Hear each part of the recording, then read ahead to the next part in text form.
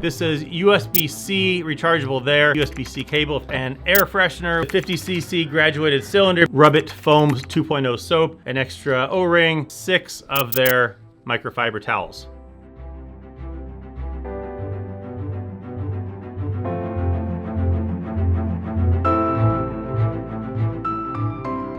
Rubbit. The name by itself honestly gives me a bit of anxiety and trepidation, but I decided to pick up the kit and we'll see how it goes. The backstory here is that I live in Ohio. It's currently mid-December and it's 40 degrees outside, 32 degrees in my garage. And while I have a great Obsessed Garage pressure washer set up that I can use during warmer weather, I can't use it in the winter because of the risk of the water lines to it freezing. Looked at adding heat to my garage. That was going to cost almost $10,000. So the question is what to do to wash my car during the winter. Other options being that I could take it through a brushed car wash, but my X5 is a darker blue, never been through a brushed wash. It has no swirls on it, so I'm trying to avoid that. I can take it through a touchless car wash, which has no brushes, no swirl issues. However, the pH of the soap in those is very high to help get the dirt off, and that high pH soap can wear away at the ceramic coating that my car has on it. Also, they can be expensive, potentially $15 to $20 per time going through it. I saw multiple ads for Rubbit, and while the concept of it gave me some anxiety, I decided to pick it up. And the issue, as I see it, is that with my regular pressure washer setup, I foam the car, I let it sit for a bit, and then I wash off the foam. I refoam the car with the foam cannon, and then I do the contact wash on an already pretty clean car, so that by the time I'm doing that, I'm not rubbing a bunch of dirt on the car. With this, you foam the car, you let it sit for 15 to 20 seconds, and then you rub or wipe that dirty foam off. And my concern is, can you introduce swirls wiping that dirty foam off? Challenge, as I've discovered, is that there is no perfect solution. Brushes, high pH soap, or potentially rubbing the dirt against your car. The upsides of this is that the per use cost is much cheaper. The pH of the soap that comes with it is 7, so it's not going to have ceramic coating issues. And you can do it at home. They have the E-Kit, which is $160, comes with an electronic sprayer. I already have a Pump IK foam sprayer, and so I decided to upgrade to the electronic sprayer with this for potentially ease of use. I like this one, but it takes a lot of pumping because the pressure goes down over time, and so I decided to try the nicer one. I do wish that the casing of this was translucent like this is, so you can see how much is in there. It does have a fill line, small nitpick. I will, by the way, put a link down below. You can get another 10% off with a discount code. But what comes with it? It comes with the foam sprayer. This is USB-C rechargeable there. It comes with a USB-A to USB-C cable if you don't already have 50 of those. 3 lights on top. All 3 will light up when it is fully charged. It comes with an air freshener, which I will not be putting in my car. I don't love that.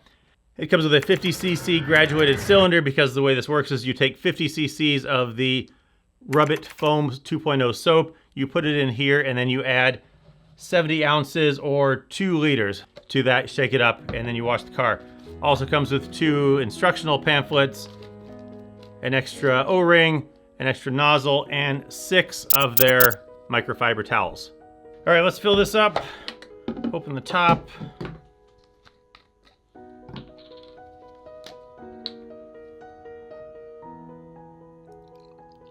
Pretty liquidy soap, not very thick, at least as it is, but that makes it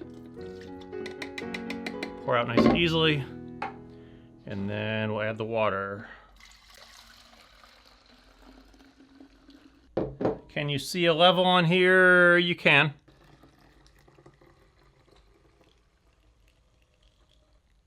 That's just shy of the 2-liter mark. All right, let's wash. You can see my X5 is a darker blue. It really shows a lot of dirt. Because it's bigger, it's a little more challenging to get to the top being short. So we'll time this. It's about 4:10 on the clock, and we'll see ballpark how long this takes. The way this works is you spray it on, you do a section at a time, you let it sit for 15, 20 seconds, you wipe it off in a linear fashion, and then you buff that dry. So let's have a go, starting at the top.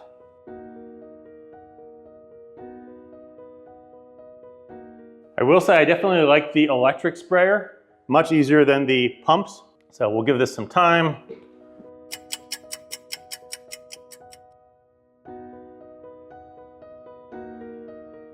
These towels do get pretty foamed up pretty quickly.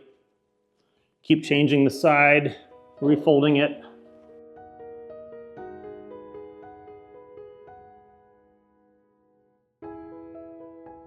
Then you get a dry towel and you dry it.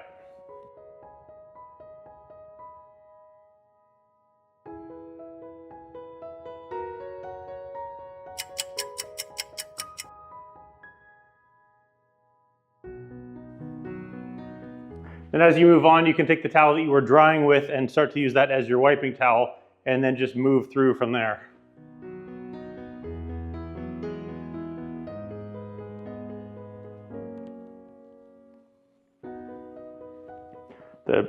The soap really does kind of cake up on this, so you're going to have to do a lot of frequent towel fold changes.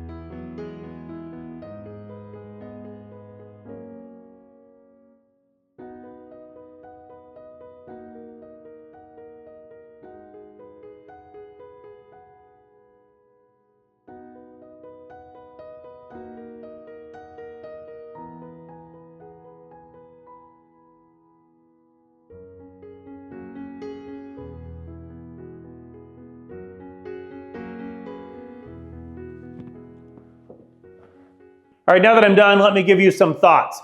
Full disclosure, at this point in the video, I've actually washed the car twice. What you just saw, I did a week ago, and I had some additional thoughts to add, so I washed the car again. You can see it's in a different spot in the garage. It's 5 hours later on the clock. However, I'm wearing the same clothes for continuity. How's that? But I now have 2 washes worth of info in my head to give you some thoughts on. The first time I washed the car, it took me 40 to 60 minutes. The car itself took about 40 minutes, and by the time I was done doing everything else, I was at about an hour. The second time, I was more efficient. I had learned some stuff. I didn't have to worry about the camera. I just put some music on and enjoyed the process. The car itself took about a half hour. By the time I was done with everything else, I was at about 40 minutes. I think if you were doing a car, a regular sized car, you could probably easily finish this in a half hour. When I did this the first time, you may have noticed on the other side of the car, I ran out of towels. And I eventually had to go into my own stash of towels to finish the car. First time I did this, I did the windows as well, and I realized that I had to go back afterwards and clean the windows anyway with normal window cleaner. So for the second time, I foamed only the car and then went back afterwards as normal and did the windows. Also, when I did the car the first time, I did it more section by section. And if you're doing that, there's going to be some overspray, so there's some additional wiping. So I learned the second time, I did it in much larger sections. I actually did the entire side of the car. If you're doing it in a relatively temperature-controlled environment, not a hot outdoor parking lot where the soap might dry on the car, and I think that also saves some time for me. So now that I've spent my money on the Rubbit kit, do I recommend that you spend your money on it?